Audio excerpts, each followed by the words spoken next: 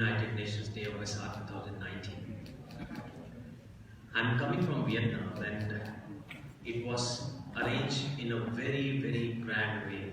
I was really surprised to see that this kind of a ceremony can also be arranged. And I was very happy inside that it will definitely create awareness not only in this country but to the whole world. Well, today when we talk about United Nations, it says about peace. When we talk about Buddhism, it says peace. When we talk about Buddha, it says peace. And when we talk about venerables, we all Buddhists, we talk about peace. But unfortunately, peace is missing within. This is what we need to develop. How can we develop that? We are always talking about the Buddha's teachings, Dhamma, everything is there. But unfortunately, in our schools, in our education system, these peace studies, this love, compassion, all those things, charity is taken as an extracurricular activities. Our parents will teach us something about, okay, you need to do some charity one of the days, don't fight with others because you need to be peaceful. Sometimes teach us. But why can't we have this peace in the education system as a compulsory subject, as equal as English, mathematics, chemistry, science, etc., etc.? We can think of a society where our child can grow up right from the beginning with peace within, because he will study academically that subject. And we can use Buddha's teaching especially in that kind of a subject, what we call peace. We can put love inside, we can put compassion inside, we can put charity inside. Between 5 years to 13 years, I believe every child learns the best. And when he will learn right from the beginning, definitely when he grow up, nobody has to tell them what is the definition of the peace. When the things happens like in New Zealand, when the things happen like in Sri Lanka, India, bomb blast, killing, then we all talk about peace, that we need to train the youngsters. But we are forgetting, we need to build in peace right from the beginning, from the root level.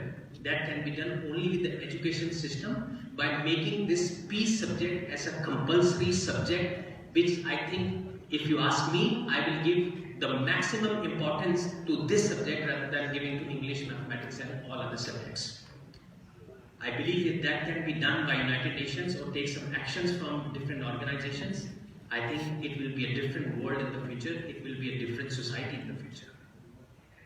When we talk about charity or we talk about peace, one day I spoke to one woman. She was eating food and suddenly I saw her, she gave her food to a beggar who was asking something and she gave it. I went to that woman. I asked, you gave her food, what do you get in return?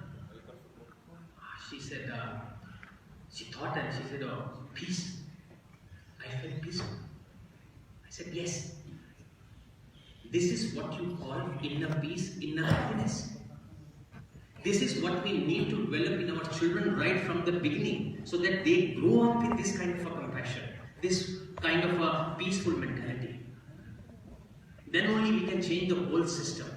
Otherwise, if we try to train the youngsters, they can be trained. But it's very difficult when their minds are already set up for other things. Very difficult. If they have hatred inside, they have jealousies inside, you can make them, you can bring the change, but not fully. That's very, very important. I believe in this conference, maybe my message can reach United Nations and all the big organizations who are working for Buddhism or who are working for the betterment of the society. The second thing I would like to share, what I felt, there are many Buddhist organizations in different parts of the world, even in India. But in India, Buddha was born in India. India is a land of Buddha. But unfortunately, Buddhism is so less. And many other countries like Myanmar, like Cambodia, and like Bangladesh, like there's so many Buddhist organizations, they are struggling. The reason is they don't have enough money to spread Buddhism. They don't have enough money to work what they want. So I think United Nations, other organizations who are very powerful in terms of money, they should set up some kind of activity for those people so that they can become self-sufficient. If any organization becomes self-sufficient, definitely they will work much more stronger. These are the two very, very important things that we need to work on. As Venerable Bodhipala just said, that youngsters must come and say what they have in their mind. So this is what I have in my mind. I hope my message will definitely reach to peace, to build the peace within, especially a child, so that they can grow up like that. And very soon, in June, around June 30, World Peace Awards are also happening in Sweden, in Stockholm, and I'm definitely going there, and I would like everybody to join that awards also. I think it will definitely create awareness, it gives a great message. Secondly, and lastly, I would like to say that we have already proposed that next Vesak festival should be done in India, at the land of the Buddha, and we will give our best to create awareness and revive Buddhism back in India, which was done by Dr. B.R. Ambedkar in 1956. Well, I'm trying my best because as a Buddhist, it is my duty. Buddhist is incomplete Buddhist if we don't spread the Dhamma of the Buddha. So I'm doing my duty. This is what I want to say. And I'm really honored to be here and very happy. Thank you for giving me this great opportunity to all of you. Thank you very, very much. Namo